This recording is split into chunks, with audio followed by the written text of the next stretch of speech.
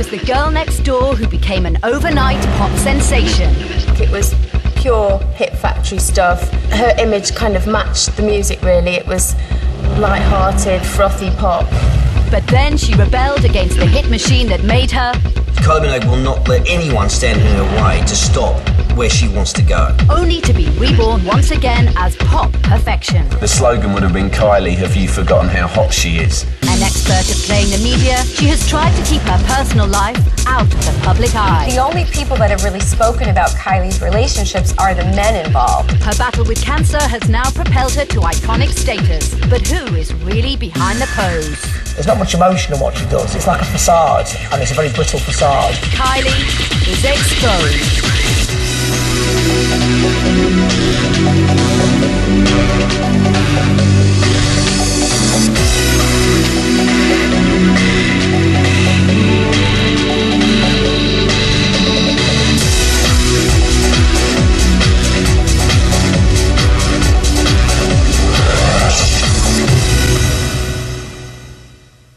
Always ready with a smile for the paparazzi, Kylie effortlessly works the camera. She doesn't kind of separate herself from the paps at all. You know, some stars look at them as though it's a necessary evil, but she's got a kind of twinkle in her eye.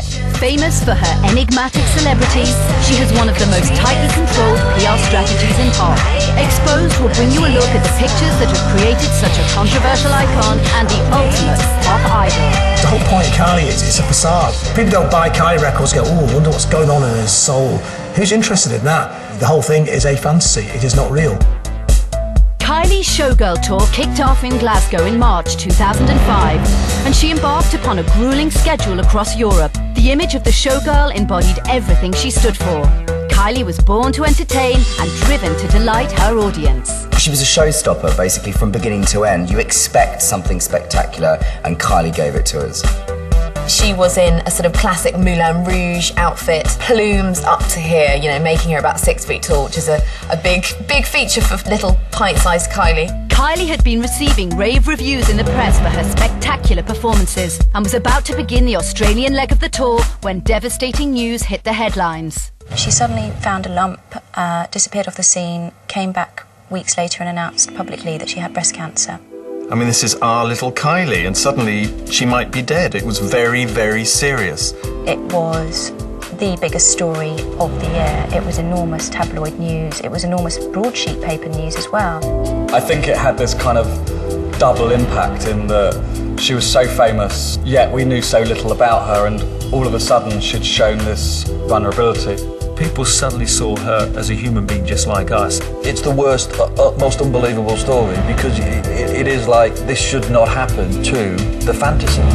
Our vision of Kylie as plastic pop perfection had been shattered. She had been performing for over 20 years and seemed irrepressible in her ability to regenerate and reinvent herself. Without warning, Kylie had suddenly become very human. Cancer was one of the few things in her life that was out of her control, and she immediately shrunk away from the limelight. And there wasn't the sort of usual sort of messages coming out from her office. She sort of went completely into focus in dealing with that. The press being what it is, we want to learn more, we want to know as much as we can. What was the treatment? How was she feeling? How was she looking? And that sort of thing. All Kylie wanted at this point was to be left alone. I remember there was a statement put out on GMTV, I remember watching it on that morning, and it was absolutely huge, and everyone was really upset by it and really worried because what were her chances? And the fact that you knew she was going to be charted every step of the way. The story attracted huge public interest. However, the press had to be careful with their coverage. The media needed to maintain a respectful distance in order to avoid being accused of distasteful reporting, whilst at the same time satiating the public's uneasy curiosity. The press reaction to Kylie's cancer is quite interesting, really, because it's almost turns into like sainthood the way they kind of talked about it, in almost like religious kind of terms. You start getting some like quite ludicrous stories about that Kylie is being nursed by nuns and stuff.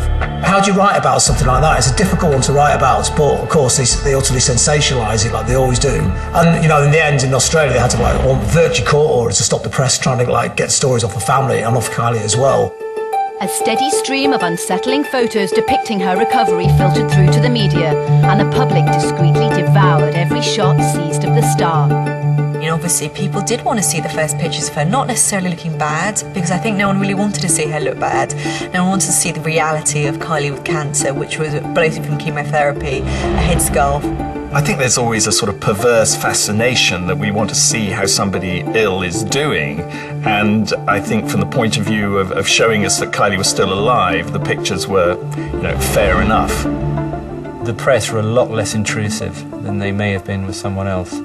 And I think that's because of our relationship with Kylie. And if it had been someone else, they would have been far more intrusive. Kylie took almost 2 years off to treat her cancer.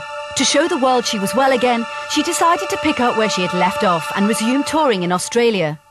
To accompany the tour, a behind-the-scenes documentary was made by her loyal friend William Baker.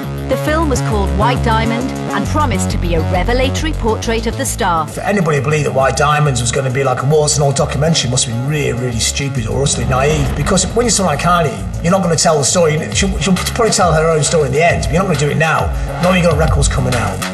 It was hailed as Kylie's treat for her public, her way of giving us all an insight into the person behind the pop facade. Kylie claimed, "It is important that people see me as a human, three-dimensional being. If nothing else, I think I've proved to people with this film that yes, I'm very, very human." However, rumours were rife that Kylie had heavily censored the documentary, cutting out anything revelatory, leaving her audience feeling cheated.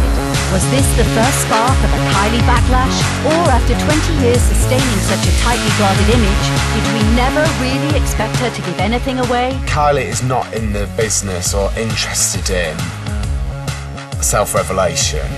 Will Baker is obviously her confidant and best friend, and so if he's the guy who made a film of her, then it's more or less her making a film about herself.